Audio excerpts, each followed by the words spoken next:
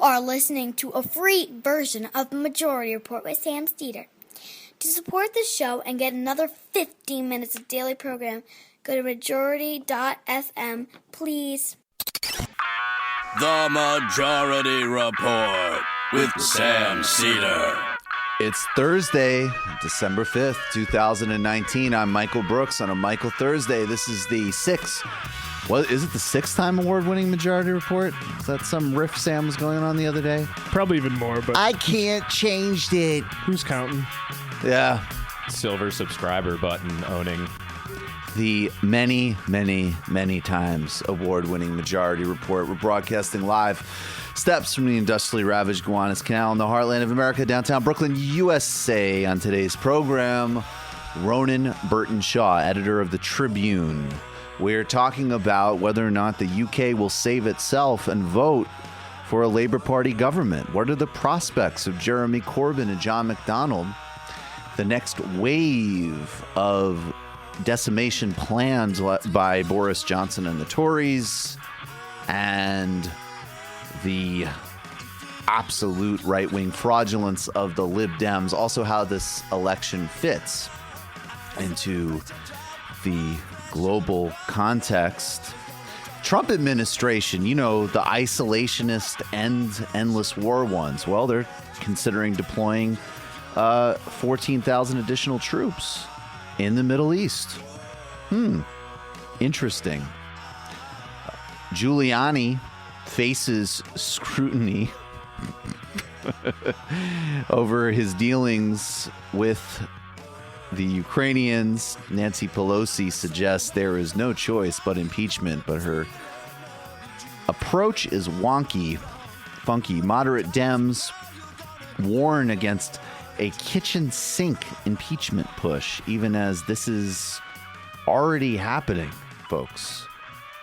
Warren and Biden lose ground. Sanders picks up significant ground in California days after Harris is out. Republicans face backlash, according to modest headlines, and her challenger is banned from Twitter for calling for Ilhan Omar to be hanged as the incitement and lying and terrorism campaign continues against her. Also, the global campaign. Yeah, there's global campaign. Seems like there's some Israeli propaganda going on against Ilhan Omar and Rashida Tlaib. What a shock that is. DC with the most absurd invite of the week. Wells Fargo is sponsoring an affordable housing panel. Pete Buttigieg's work at McKinsey is secret. Hillary Clinton is absolutely delusional, but she probably should have had Howard Stern interview her earlier. And former political prisoner and former Brazilian President Lula da Silva is free, organizing to save Brazilian democracy. Why is it that a infamous U.S. diplomat was just meeting with an appeals court of biased judges that just reaffirmed his sentence? That's a bit odd. Glenn Greenwald's interview with deposed Bolivian leader set to drop soon as the Bolivian coup regime, new video evidence emerges of yet more right-wing death squad activity.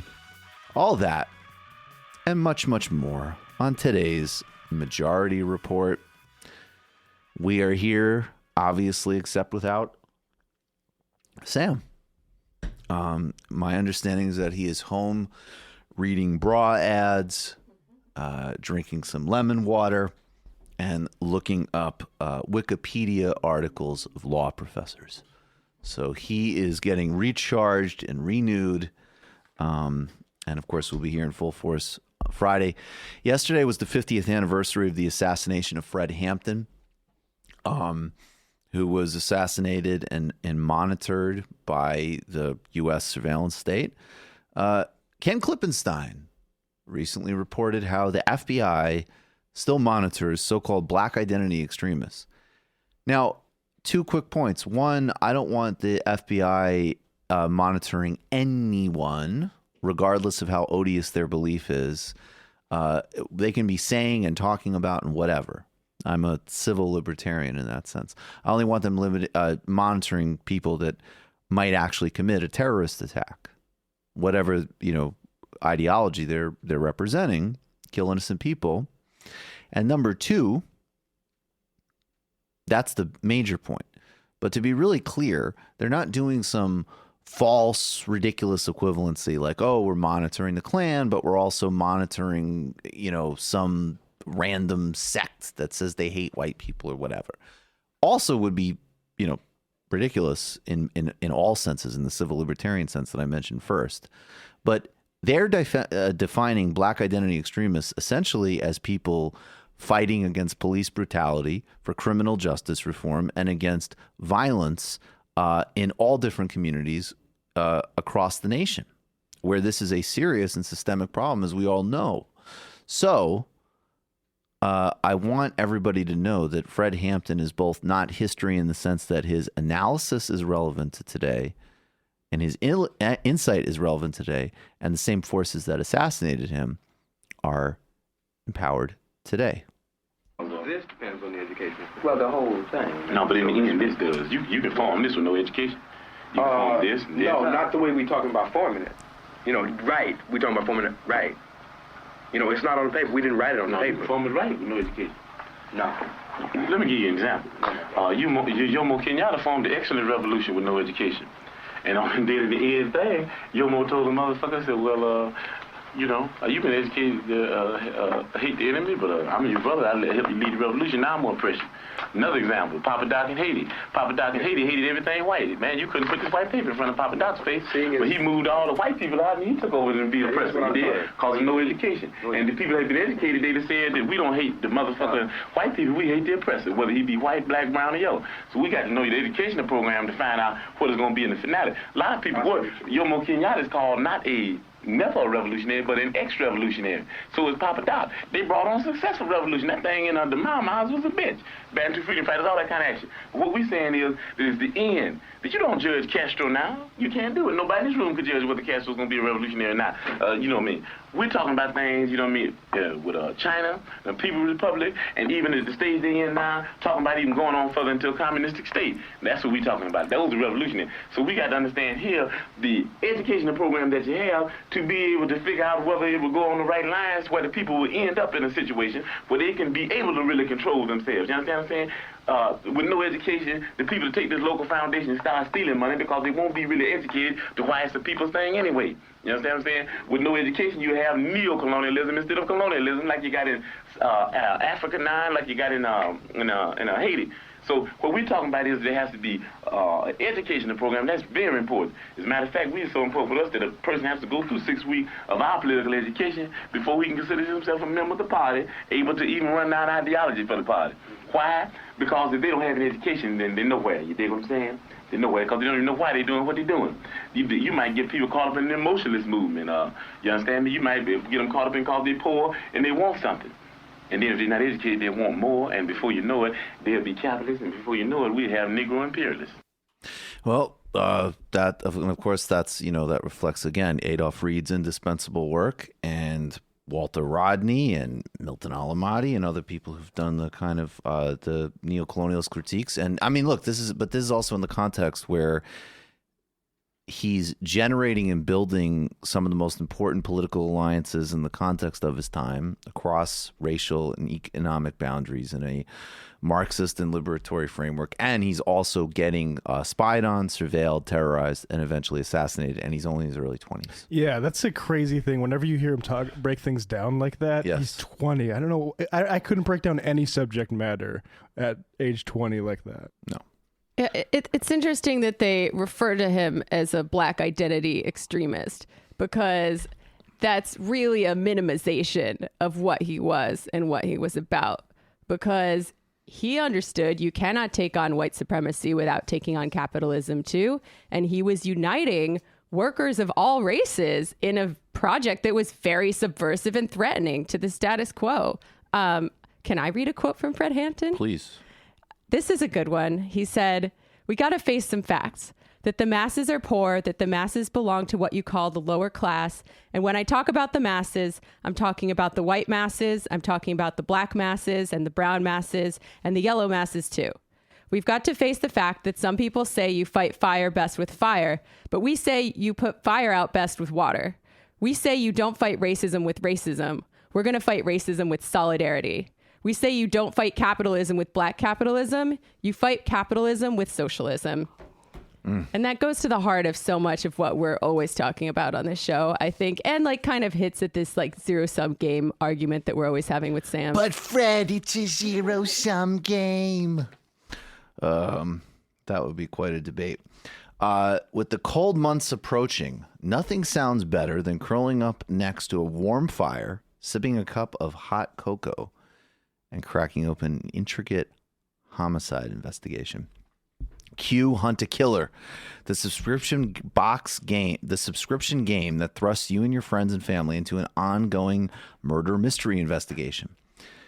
With every delivery, you'll sift through piles of documents, evidence, audio recordings, and case files, eliminating suspects until you solve the case and catch the killer.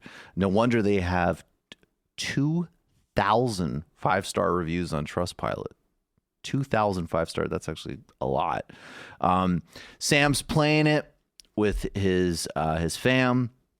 He raves about it, not only on air, but in the office. He talks about how fun it is to have something that is off technology, that's not on the phone, that's not on the computer, that is actually really interesting, that's like brain work. And then also, you know, it's makes like... his kids pay attention to him. Makes his kids pay attention to him.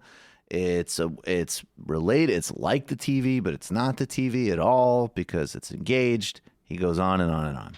And it sounds incredibly fun. I actually think we should basically do the thing in the office.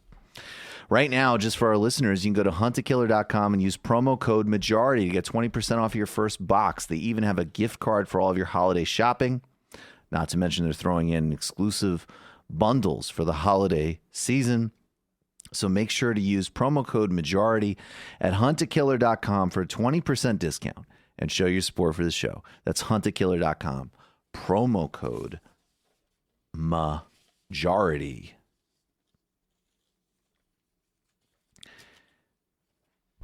The problem that keeps so many businesses from knowing their numbers is a hodgepodge of business systems. They have one system for accounting, another for sales, another for inventory, and so on.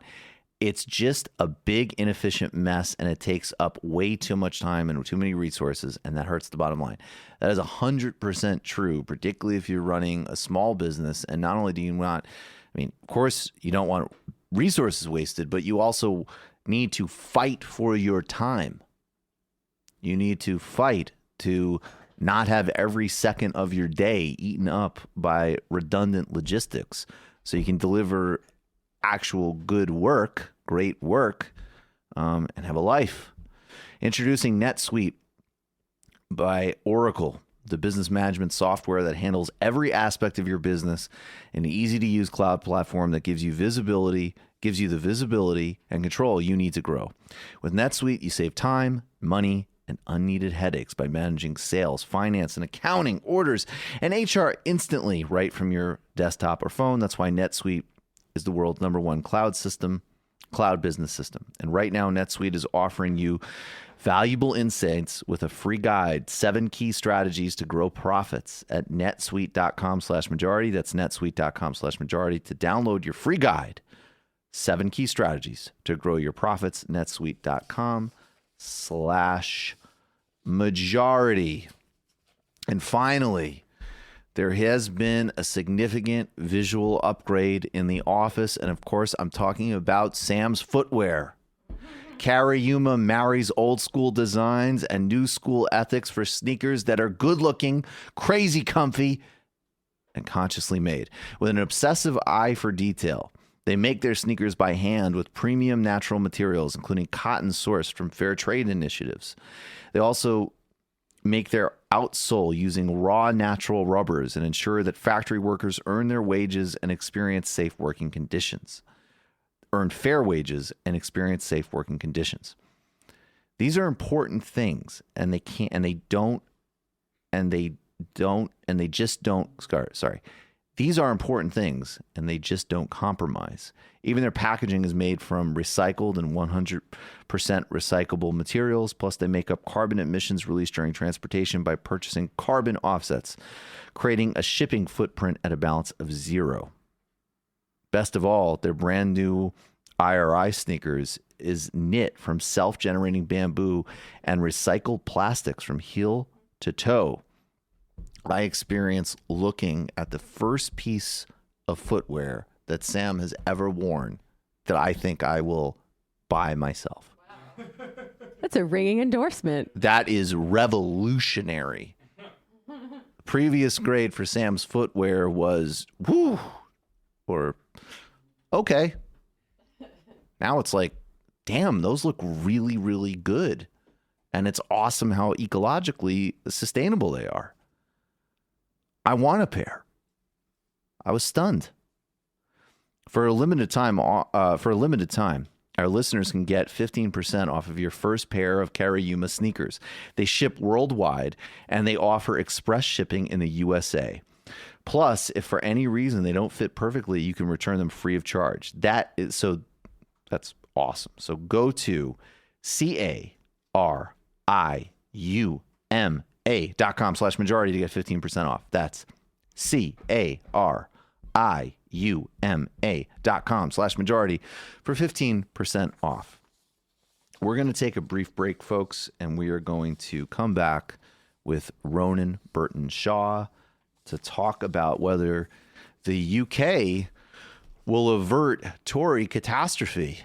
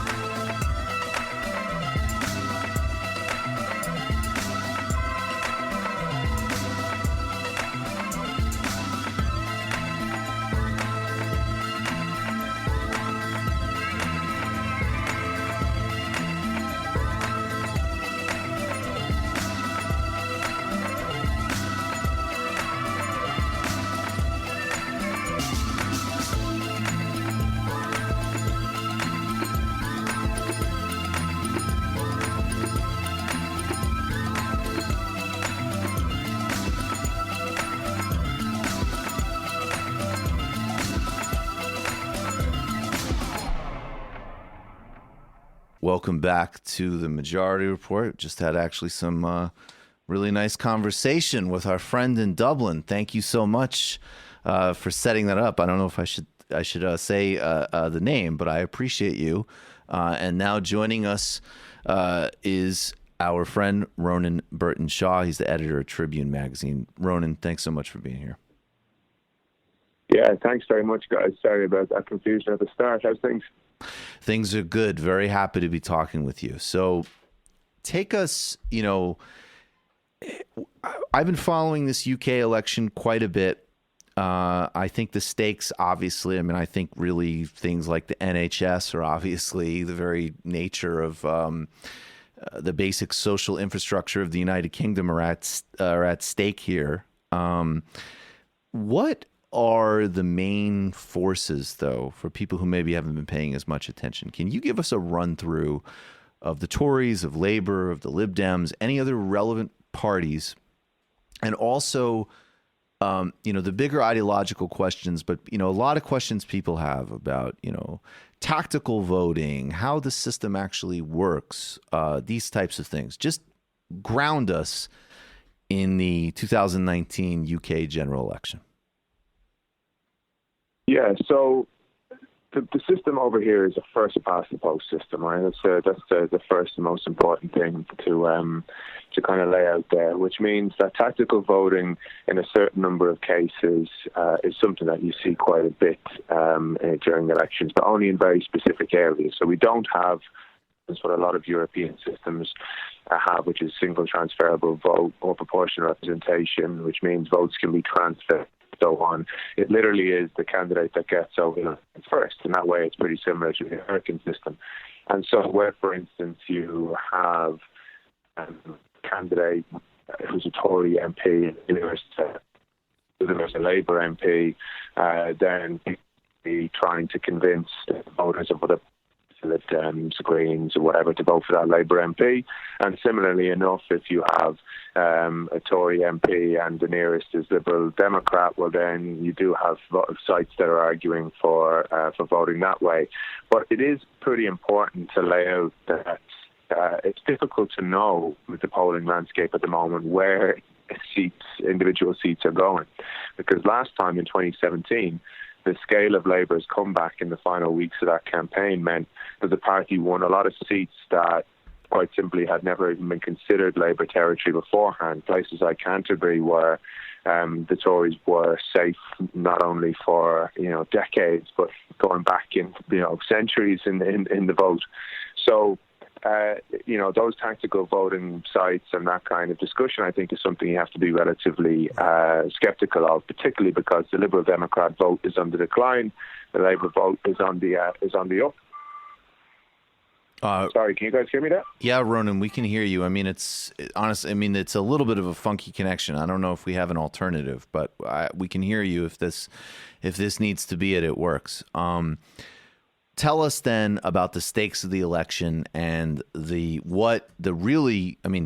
positive end, the incredible things that Labour's putting on the table. They put out a really great manifesto, and then the danger of the Tories. But I think it's also really important to talk about how Dominique Cummings, who's Boris Johnson's main strategist and the kind of architect of the Brexit campaign, how they are definitely part of this, this populist right that certainly understands that they should be lying about austerity, which they are. And then also, the Lib Dems, and really just, they're wreckers and they're partners in destroying the UK, if I might editorialize. Sure. I think people need to be really clear about that. Yeah, well, look, the battle that's going on in Britain now is a very specific one. It is a battle along class lines. So whereas previously, in the kind of 2000s and the new Labour era, you had a Labour Party that was very centre-left, moderate, pro-corporate interests and so forth. They did things like brought private financing into the NHS. And now, under Jeremy Corbyn's leadership, you've got a solidly left-wing Labour Party, a Labour Party which is standing on a platform of increasing minimum wage, scrapping anti-union laws, introducing a Green New Deal, properly renationalising and kicking out the private interest from the NHS, increasing funding for education, ending some of the really miserable welfare policies over here like universal credit, which are pushing thousands and thousands of people into poverty, building 1 million council houses over a 10-year period.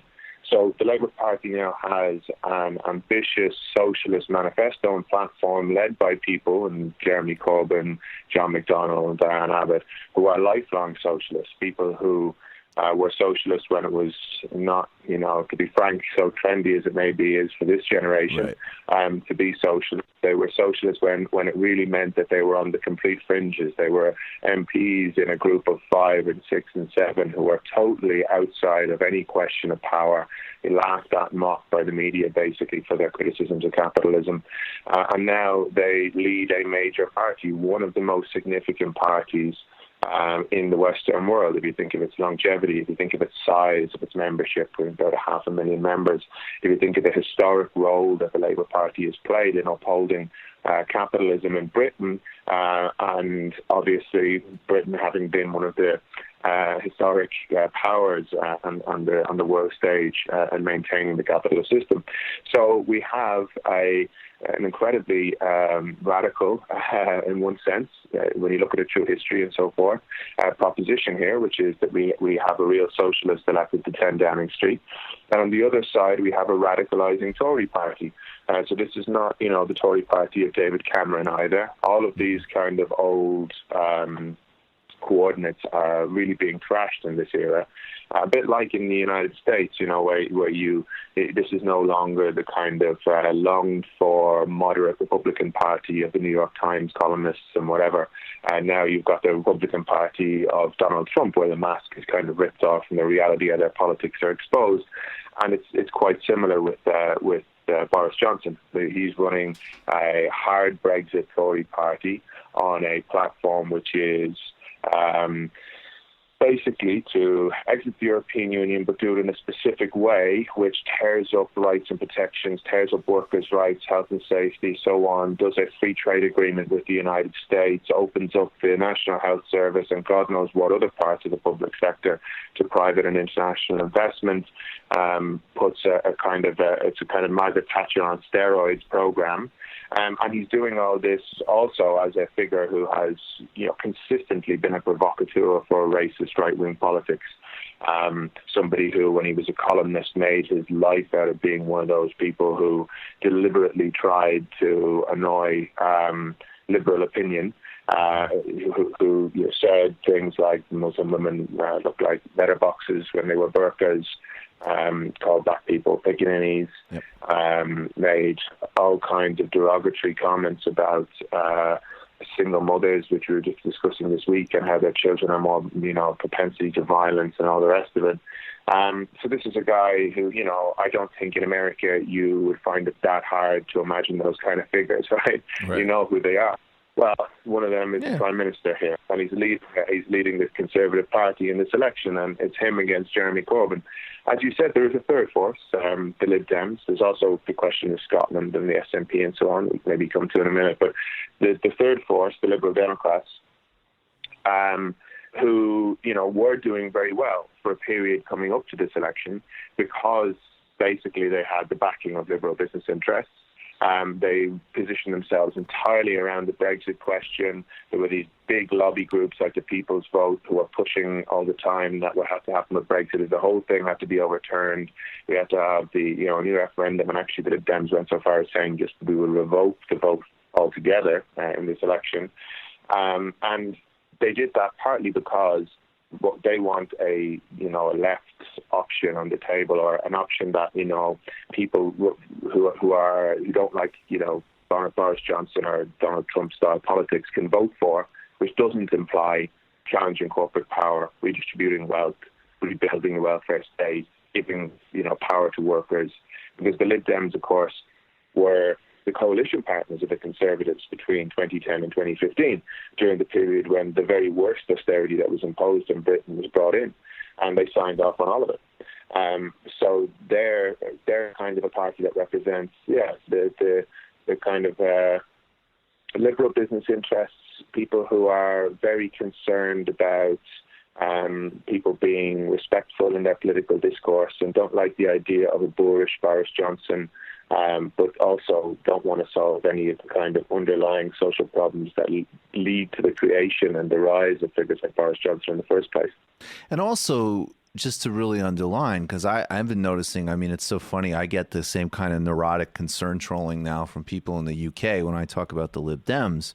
And, you know, if I had confidence that there was some, you know, discredited trash centrist party, but they were going to coalition with Labour, and they had made that commitment and so on, I might be more open to it. But to the so-called tactical voting question, which you've already actually discredited and runs against the evidence we have of the Labour resurgence of 2017, which might definitely repeat itself here.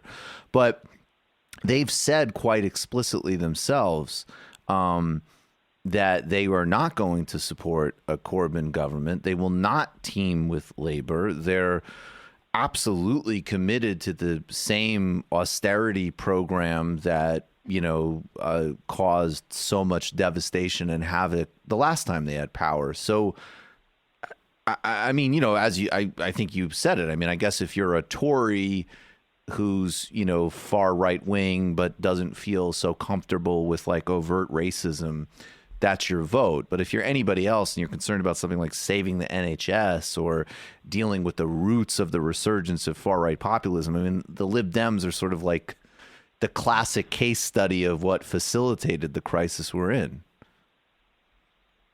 I would agree. I mean, my own view of it is I've done quite a bit of door knocking for Labour in this election. Is actually where it just was before this call. And, you know, you run into people who are well-meaning who are voting Lib Dems. They're people who kind of, you know, the whole conversation in the media has been so focused on Brexit for so long, to the exclusion of every other problem, that people have been to some degree blinded about what the Lib Dems record really is. And you're speaking to a person on the door and you're like, well, you know, do you support all of these austerity policies that the Lib Dems are responsible for? Do you think we should be funding the NHS? Do you believe there should be a higher minimum wage? Are you a fan of, for instance, one of the things the Lib Dems did notoriously when they were in government, which was that they massively increased the fees workers had to pay to go to employment tribunals if they were unfairly sacked? I mean, are you a fan of that kind of stuff? And people are not. And they said, you know, I hadn't thought about that because it wasn't being put forward. The critical line about, you know, what the Lib Dems had done before wasn't being put forward. And I have to be honest, I think it's part of a very serious structural problem in the British media, which is that a lot of British journalists, particularly editors and the people who own the big newspapers, they really don't want Corbyn's arguments to be on the pitch. They want it to be a culture war battle between, you know, people with nice liberal social views, people with conservative social views, and the economic question can be basically written off. And that is why the Liberal Democrats will always be their preferred kind of non-Tory option. That's why they'll always push their kind of their policies, their politics, instead of the Labour Party in its current form. Because once you get to a point where people are actually asked the economic questions, another big thing that I haven't even mentioned about Labour's platform yet is renationalisation, right? So Labour are proposing to renationalise rail, mail, energy, water.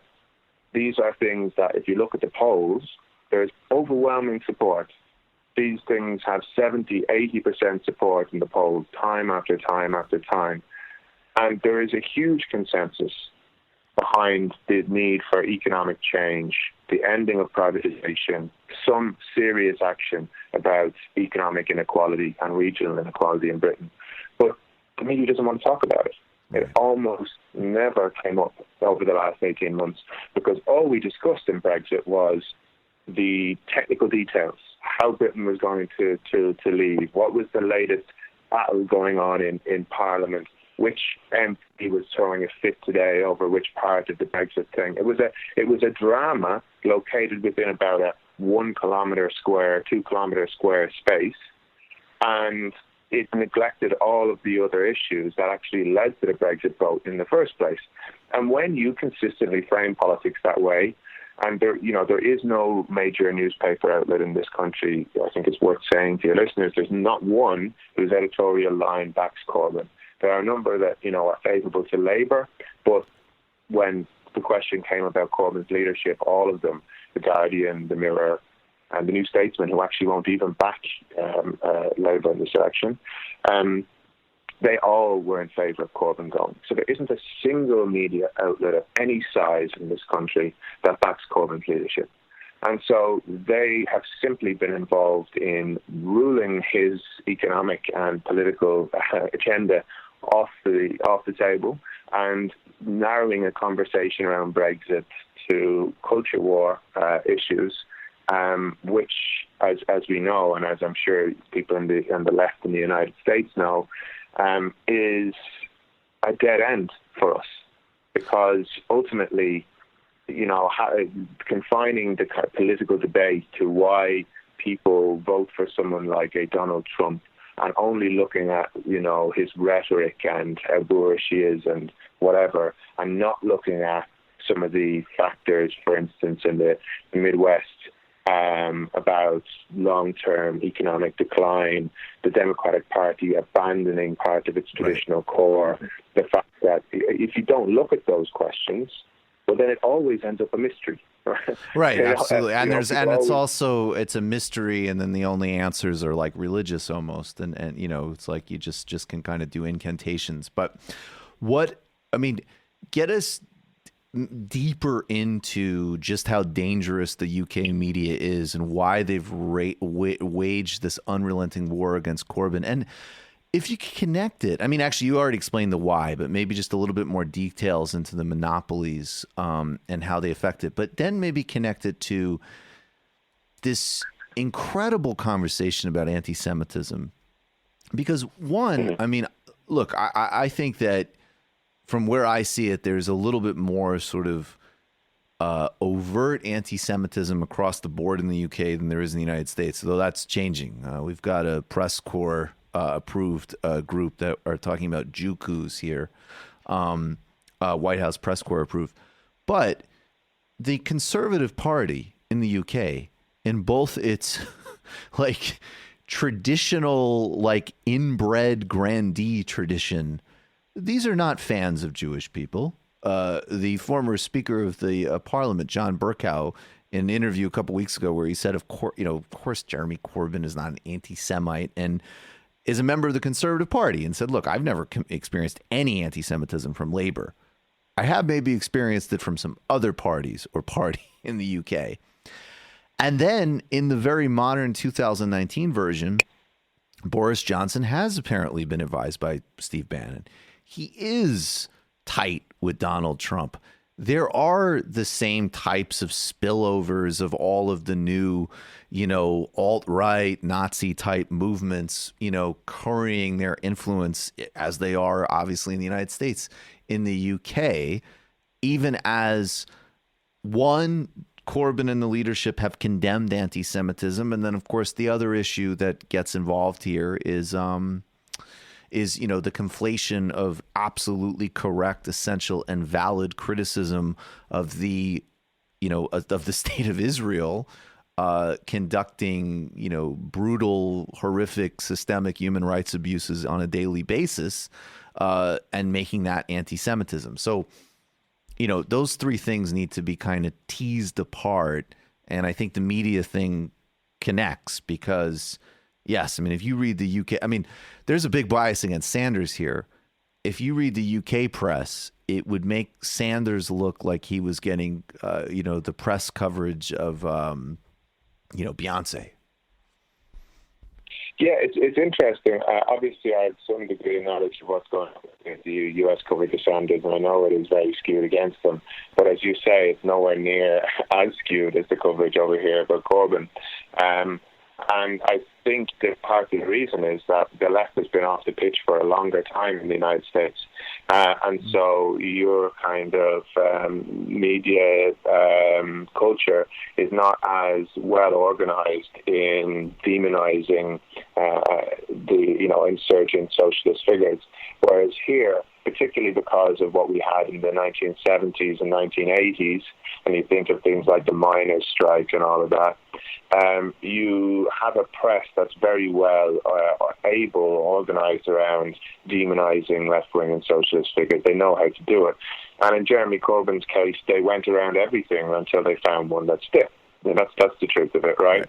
So it was Jeremy Corbyn is a fan of the IRA. Jeremy Corbyn is friends with Hamas. Jeremy Corbyn, won't sing the national anthem. He didn't bow sufficiently at the cenotaph. What does he think about the Queen? In fact, just today, two of the major newspapers are running front-page stories about how Jeremy Corbyn doesn't know the time of the Queen's speech on Christmas Day. Oh my God! It's completely absurd. That's so offensive, Ronan. Jesus Christ! I know, yeah. Well, I mean, obviously, as an Irishman, that's not going to lose many votes with me. But the bigger picture here is that they went around until they found something that sticks, and that is this question, the anti-Semitism controversy. Exactly as you said, I think that this is one part of an international question that everyone on the left is going to have to grapple with in coming years, where we've got figures like, say, Viktor Orban, who have very well established anti-Semitic links to far-right groups who want to rewrite the whole history of the Holocaust in Eastern Europe in order to justify the right on nationalist forces and demonize the actual partisans who fought against the Nazis. And these people are now being held up as friends of the Jewish people because they are pro-Israel. Right. And this is happening, in many, many countries with many right-wing demagogues. Basically, it's been a policy of the Netanyahu government to bring in anyone who's willing to back Israel on, human rights abuses, the occupation, settlements, Jerusalem as the capital of these questions. And if they're willing to do that, they become somebody who's going to get a lot of press for being friends of the Jewish people, even if their record is very deeply anti-Semitic. Right. And that is reflected here. So where you've got a situation, as you say, that historically in Britain, the left was the home of Jewish politics. If you think of some of the great figures of the British left in recent decades, people like Eric Hobsbawm, people like Ralph Miliband, it was always the case for a very, very long time that Jewish people in Britain gravitated towards the left, and the left was the kind of pillar against the aristocratic anti-Semitism that ran through so many parts of British society, and particularly the Tory party. And Jeremy Corbyn obviously comes through from an era where those figures, particularly the two I mentioned, people like Hobsbawm and Miliband, were, the key thinkers in shaping generations of the left and their worldview. And so, it has really been turned on its head through the last number of years. You had previously seen a kind of, by degree, a migration of vote from Jewish communities towards the Tories and so on. But this controversy has really changed that historic kind of perspective. Whereas now, the only time we're hearing discussion in the press about Jewish people in this election is to say that the people can't vote for the Labour Party, can't and so on. The truth of it is Jeremy Corbyn actually was a friend of some of the most progressive and radical Jewish people in this country. I think of Max Levitas, who was there at the Battle of Cable Street when Jewish people and Irish working class people gathered together to fight against Oswald Mosley and the Union of British Fascists and drive them back from Cable Street in London. At a key moment when it really was possible that fascism was on the rise in Britain. Well, Max Levitas lived to 100, 101, 102, whatever age it was, and in his final years, he spent many of them sharing stages with Jeremy Corbyn at anti-fascist and anti-racist rallies. Right. So Jeremy Corbyn has a very strong record of standing up for the persecuted and the oppressed in general. But partly because this whole international conversation has been reshaped on the terms that I was just saying, where so much of what is, when you go in on Google now and you type in anti-Semitism and you look at the news stories, so much of it is now pivoting around the question of who's, friend of the Jewish people because they're willing to give uncritical support to Israel and who is not, or an enemy of Jewish people because they have a different perspective.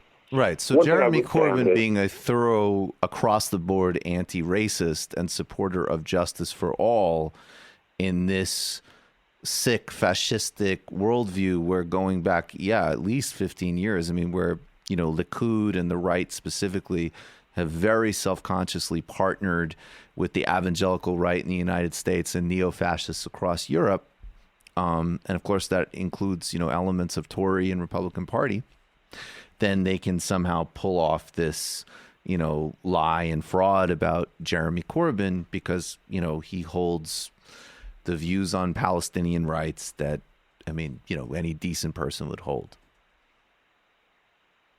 Yeah, I think that's a large part of it. Look, one of the difficulties that we have here is that anti-Semitism is a very specific form of racism, right? Mm-hmm. Where you're simultaneously saying that people are subhuman and that they're controlling the world. Right? This is the reason why anti-Semitism is specific and complex. We're faced with a media environment that wants to take this issue and simply use it to slander Jeremy Corbyn. Doesn't really have any interest in the question of, well, how do we tackle anti-Semitism in the 21st century and what does it look like? They're interested in taking this question and slandering Corbyn with it. I think the left has a greater responsibility there to think ourselves through some of these questions and ask, is it possible that, say, for instance, a lot of people who gravitate towards the left for the first time, who haven't been that interested in politics and so forth, they see some injustice in Israel, they go onto Google and type in the word Zionist and they can find, things that are quite straightly wrong and anti-Semitic and conspiracies about the Rothschilds and whatever. Like we have to be real because we actually care about the issue and say that happens and we've got to fight against it. Right. But this is not characteristic of Jeremy Corbyn's Labour Party. Jeremy Corbyn's Labour Party has a lot of left-wing Jewish people in it, a lot of left-wing Jewish people backing his agenda very strongly. In fact, the people who are most active in the anti-fascist and anti-racist struggles in this country are almost uniformly behind Corbyn and the Labour Party. And it is just really unfortunate that we have this situation that has actually a sense amongst a lot of people who are maybe not that political in the Jewish community, when they're seeing headline after headline in the press day after day about Corbyn, being an anti-Semite, that people have a concern about what that means, and if this guy gets elected. And in my view, that is a deeply irresponsible thing for the press to be convincing people of, where you've got a community that has had a history of persecution and so on, to portray a figure like Jeremy Corbyn, who, yes, people mightn't agree with his position on Israel. He made one mock-up about a mural, which became the big story of all of this. And that was absolutely a mistake of his, without a doubt. Yeah. Yep. Well, we should talk about that incident, right? Okay, because I think it's worth doing. Yep. Where it was it was a mural in his constituency. Some guy had put it up and there was basically New World Order style stuff on it, which had anti-Semitic overtones without question. And Corbyn liked and commented something on Facebook about, the council was going to take it down and he was opposed to it. Almost certainly because, this guy was a local artist who was trying to put up what he considered a political message and whatever, and Corbyn was trying to give him some support. Right. He should have looked at that more clearly. When he did, he apologized for it, but it was a stupid mistake. But taking that and moving it into a point where we are now, where people, are being told that their future in the country is under threat, they will be persecuted, it's so incredibly irresponsible. And it has created a serious problem. Luckily, during this campaign, there have been a lot more prominent left-wing Jewish voices. I think of people like David Graeber, the academic, who came out with a statement the other day that went viral on Twitter, where he talked about this and he said, I'm a Jewish person. I have a great knowledge of the history of persecution of Jews as somebody who's a historian and anthropologist. And I can say without any question that people who want to stop the next wave of persecution of Jews should be voting for the socialists and not somebody who's palling up with far-right figures like Viktor Orban across Europe. 100%. In 2017, that was actually a story of the polls being wrong and missing a huge grassroots outpouring of support for Corbyn's Labour Party and for democratic socialism. Do you? I saw some encouraging numbers recently on a spike in young people registering to vote, which is obviously a great signal for Labour. The Lib Dems are collapsing. That's obviously really positive. What do you? I mean, this is the "what do you think might happen here" question. Does Labour have a shot at forcing a hung parliament, denying the Tories the power to complete their destruction? Yeah, I mean, I have to say that I think it's a tough one. And I think this is a question that the left internationally is going to have to grapple with, We're facing huge structural obstacles. A total kind of power of concentrated wealth being against us, all of the big media being against us. In Britain, the political apparatus in the Labour Party, most of it being against them for most of this time. To overcome all of those obstacles and get radical policies introduced is a very hard thing to do. It's part of the reason why, there has been this inexorable drift towards inequality across the world, is that it's a very hard thing to overcome the obstacles in our way. But every time the Labour Party gets into an election campaign, what do we see? We see that the poll difference that had been there tightens because people get exposed to the actual arguments, not some bizarre distortion presented by Rupert Murdoch-owned media, or to give you a context, right? 60% of the newspapers read in this country every day are about two companies, the Daily Mail Group and Rupert Murdoch's News UK. I mean, that's 60%, right?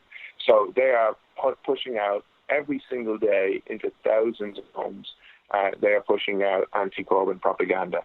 And then it isn't until people get to experience an election campaign where Labour mobilises, 500,000 people to knock on doors, to campaign for the party and to talk about their actual policies and what they would mean for people's lives, we see a resurgence. And this has happened in 2017, and now we're seeing it again in 2019. The question of whether we can overcome the scale of the obstacles, in such a short period of time, or just a few weeks, where people are actually being encouraged to listen to things about the NHS again. No one has talked about the NHS for so long with Brexit. It's just been off the table and not considered. And then people are being given just a few kind of weeks and this short, sharp shock to think about the NHS, their kids' schools, their wages, all of these questions. Whether we can do it, I'm not sure. There are some positive signs. The gap is closing again, for the reason I've said. A lot of the polling companies are using models for this election that are based on low turnout amongst young people, like significantly down, about a quarter or a third down under 35 from the last election. And some of them go up to having significantly lower turnout under 50. I would be surprised if that happens, but it could. I mean, the December election had a lot of problems to it. A lot of people are working terrible shifts, Christmas shifts. It's cold out there. It's a very different atmosphere to the June election. But the voter registration information indicates something else. It's the largest increase that we have seen in the modern times of young people registering to vote. Whether or not that can tip Labour over, I don't know. I have to say that there are, some of these people who gets a bit worried when politics gets realigned as young versus old basis and whatever, not only because it can be damaging to kind of class politics, but also because the record is very clear, right, that older people come out and vote and they do it reliably and they do it in big numbers, and younger people are less so. But it is certainly the case that a lot of young people have registered to vote. And if those registration numbers are reflected in turnout, then the polling rules that we've seen, you will not be right. There might still be a Tory majority, we don't know, but it simply won't be the case if those registration numbers are reflected that we're going to have a huge, 1/3 drop in under 35 voting, while millions of young people have registered. That seems unlikely. Ronan Burtenshaw, solidarity good luck. If you're in the UK, my God, don't fuck around. Vote for Labour. Thanks so much, man. Thanks, I appreciate it, guys. All right, folks, become a member of the Majority Report today, majority.fm/become a member. That's how this show happens. That's how you fight all of the media monopolies that propagandize this world. Check out justcoffee.coop, fair trade, tea, coffee, or chocolate. Get the Majority Report blend. Then, of course, become a patron of the Michael Brooks Show, patreon.com/TMBS. Check out last night's or Tuesday's conversation with Big Waz, Wozny Lambre, and Slavoj Žižek, which was brilliant. This Sunday, for patrons, an in-depth deep dive on the history from today to 2011 of Egypt, what happened and why. And then you can see a link on the Majority.fm homepage. The Bell House, February 7th. TMBS is back live. We just sold out Philly. It was an amazing show. It was great. Everybody loved it. It was fantastic. Thank you. And this one's, we're just going to do like a mega show, taking it back in New York. We've got Pretty Bad Lefty, BJ Sutton, joining us. We've got Alona Minkowski. What? BJ is going to be in studio tomorrow for Majority Report, actually. Rad. He's joining us. Alona Minkowski is joining us. Harvey K is joining us. Ben Burgess is joining us. And there's going to be one other secret to be announced. Get your tickets today. I can tell you they're going fast. And in the previous shows, we filled it up, but you could come and buy it at the box office. I swear to God, in Philly, I walked in. There was a woman. She said hi, shook hands. She said, I'm waiting to see if there's any extra tickets because it's sold out. So don't do that. Snag your tickets to the Bell House today, February 7th. Incredibly excited. Also, if you haven't yet, subscribe to Michael Brooks Show on YouTube. We're at 91,000 subs and want to get to 100,000 subs before the new year. Jamie. This week on the Antifada, Sean sits down with fellow socialist train guy Justin Rosniak, a.k.a. Do Not Eat. He's a big bread tuber, to get at the real and sordid history behind the 1988 blockbuster Who Framed Roger Rabbit. How was this crazy film made? What does it tell us about the history of public transit in Los Angeles and elsewhere? Why is Elon Musk full of crap? How would the rail fit into the Green New Deal and socialism in general? And more importantly, how did our fans get us to watch hentai? Because that's basically what Who Framed Roger Rabbit is. It's a sexy cartoon. Check it out. Also, still want to plug my show from last week. Think it's really important. I spoke with 3 organizers from the world of sex work, Rachel Rabbit White, Nina Lowe from Decrim NY, and Oyster, about organizing in the world of sex work and why socialists should care about decriminalization as a workers' rights issue and not just some kind of libertarian thing. And then we had a real Kollontai Hours with the same guests on Friday for our patrons, wherein modern day workers read Kollontai's 100-year-old treatise on prostitution and ways of fighting it, and kind of evaluated it in terms of our lives today. So check it out, patreon.com/theantifada. Kollontai, folks. Great stuff. More and more people have been talking about her. More and more people actually have been talking about her. For good reason. Literary Hangover, we talk about Arthur Miller, why he said market capitalism is ruining or killed the theater, and McCarthyism and the Salem witch trials and what those two things share in common. That is terrifyingly relevant for everything we're talking about. Folks, Hunt a Killer is a subscription game that thrusts you and your friends and your family into an ongoing murder mystery investigation. With every delivery, you'll sift through piles of documents, evidence, audio recordings, and case files, eliminating suspects until you solve the case and catch the killer. Right now, just for our listeners, you can go to huntakiller.com and use promo code majority to get 20% off your first box. They even have gift cards for all holiday shopping, not to mention they're throwing in exclusive bundles for the holiday season. So make sure to use promo code majority at huntakiller.com for 20% discount to show your support for the show. Huntakiller.com, code majority. All right, folks, we'll see you on the fun half. You are in for it. All right, folks, 646-257-3920. See you in the fun half. Are you ready?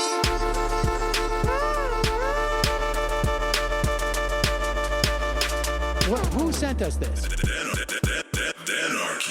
Alpha males are back. Started, it did not move with a constitution. And the alpha males are back. Just as delicious as you can imagine. The alpha males are back.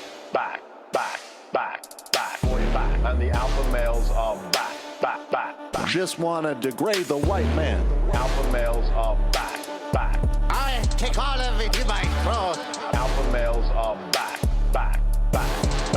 Almost says what? The alpha males are back. You are a madman. And the alpha males are back. I am a total cunt. Can we bring back DJ Danergy's song, please? Yeah, or a couple of them. Just put them in rotation. DJ Danergy. Well, the problem with those is they're like 45 seconds long, so I don't know if they're enough of a break. That's fucking nonsense. Hey, folks, reminder. I do not have Parkinson's. And the alpha males are Psych. Fuck 'em.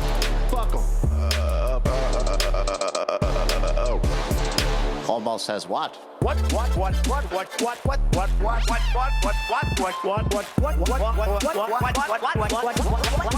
Almost says what? Hell of a lot of bank. Hell of a lot of bank. Hell of a lot of bank. Hell of a lot of bank. Hell of a lot of bank. All lives matter. Have you tried doing an impression on a college campus? I think that there's no reason why reasonable people across the divide can't all agree with this. Psych. The alpha males are back. And the Africans are black Africans. The alpha males are back. And the Africans are black. See Donald Trump out there, doesn't a little part of you think that America deserves to be taken over by jihadists? Keep it at 100. Can't knock the hustle. Come on, fuck 'em. Things I do for the bigger game plan. By the way, it's my birthday. Happy birthday to me, Jew boy. I have a thought experiment for you. And the alpha males are back. Africans are black. Alpha males are back. Africans are black. Come on. Come on. Someone needs to pay the price for blasphemy around here. I am a total Welcome